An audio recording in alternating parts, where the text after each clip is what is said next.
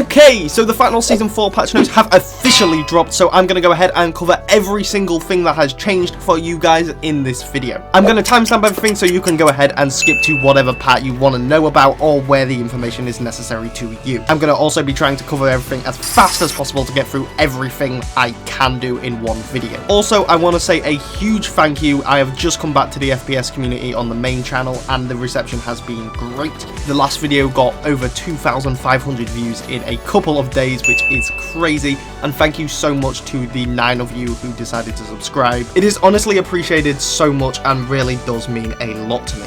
Thank you.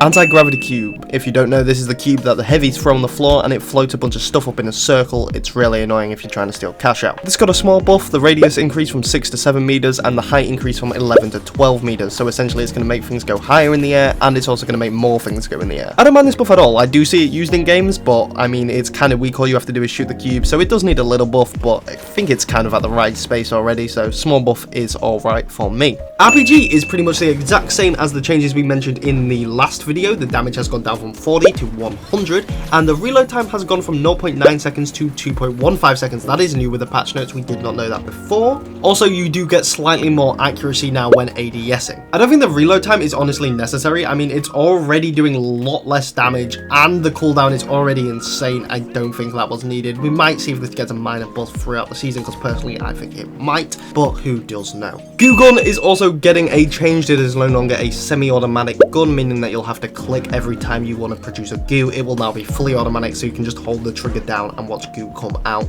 Please do not clip that sentence, it sounds awful. Mesh Shield. Only half of this nerf was actually put into the game. The cooldown is definitely there, you can tell when you lower it, you still have to wait 8 seconds afterwards, and if the Mesh Shield gets entirely destroyed, you now only have to wait 12 seconds instead of 15. However, it did not get the health nerf that we all suspected was coming. It is still going to be 750 health instead of 500 health. It was 500 health in the closed beta for the season, but clearly that didn't make it into the actual game. I don't know why it didn't make it into the game. Maybe people thought it was getting nerfed a little too much. Let me know if you guys would have preferred to see the health lowered or not in the comments. Lewis Gun and M60 are pretty close to what we thought would happen. Both got a recoil buff. The M60 also got a very minor fire rate buff, but it is just enough to the point where you will probably feel it while playing. The heavy grenade launcher, or MGL32, what a catchy name, has a quicker reload speed now from 3.1 seconds to 2.8. The devs did note that they would like to rework this weapon a lot further in the future, and I for one agree and hope that it will get a bit of a buff. I rarely see this used, and when I do, I honestly don't think it has much of a success rate compared to the other heavy weapons. The spear got a slight change. Essentially, you're faster while using the secondary attack by 10%. I don't think this will make it used more at all. It still sucks. The Dematerializer has had a massive buff. Targeting is a lot easier and the objects it targets and surfaces it targets will be much larger. Essentially, you'll be able to get rid of a larger area of a surface with one click. I think that this is mostly an ease of use update to make it easier for people to be able to get through objects without getting stuck on corners and sides after they've dematerialized a wall. Honestly, I think this is a pretty good buff. I don't think it makes it overpowered. I just think it balances it out compared to the turret and heal beam. So hopefully we'll be seeing more dematerializer use coming very soon. The Data Reshaper got the exact changes that were predicted. The range went from 15 meters to 21, which is a great range increase in my opinion, and you now get 3 uses instead of 2. If you want to hear my opinions on this, you can go ahead and watch the previous video.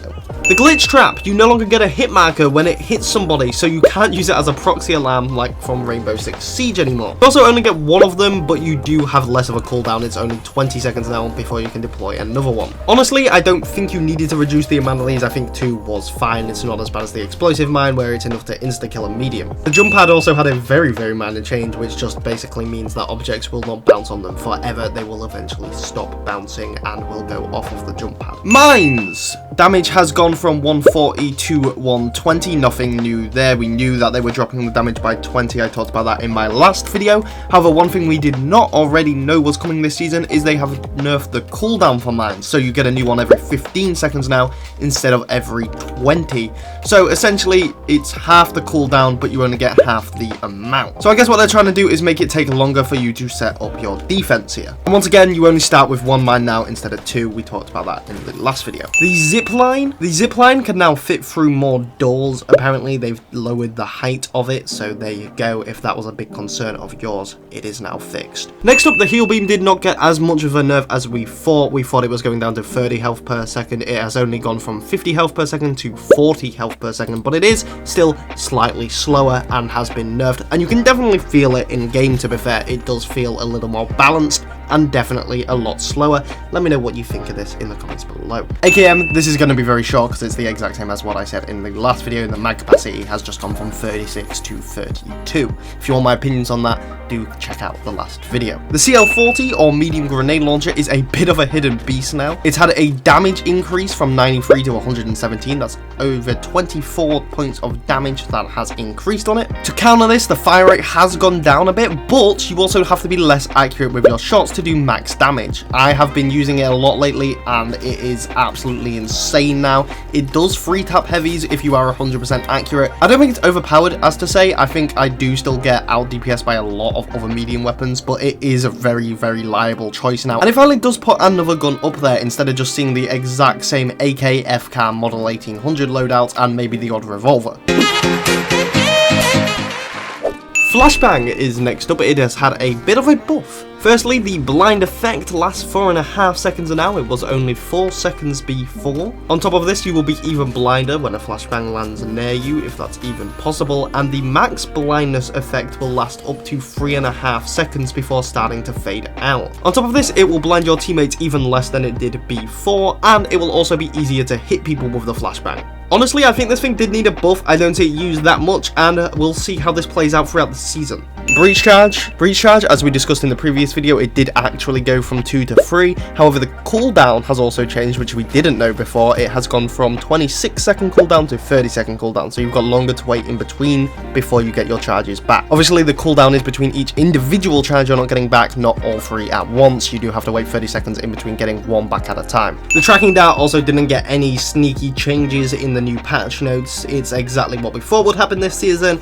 The magazine size has gone from 2 to 4 and the tracking duration down from 15 to 10 seconds. However, the one thing we didn't know is that you do get ammo slightly faster, and I do mean very slightly. You get 1 dart back per 12 seconds instead of per 13 seconds. The 93R has had quite the buff. The fire rate of the gun has had a very slight increase, but the main thing here is that it is a lot more accurate with its bursts. Essentially, the bullets will not disperse as much when they leave the gun, meaning for it to be more of a precision weapon. The recoil is also a bit easier, as well as some of the animations that reduce some visibility. The LH1 or marksman rifle for light has had a range decrease. The damage will now begin to drop off after 50 meters instead of 80 meters. Dagger, again, this is going to be a much shorter one because it is the exact same than we predicted in my last video. The backstab stance can now be held and has to be held all the way back to be released for damage. This is going to lead to much slower gameplay essentially with it, instead of being able to rush in and quickly charge your backstab and release. So you'll have to play more tactically, like hiding in doorways to surprise those coming in. Light's bow and arrow has also had some changes. The quickest draw you can do with a bow will now do 60 damage. It was 55 before. And the time taken to reach the maximum damage draw is now slightly quicker, and I do mean very slightly, by about 0.1, 0.2 of a second.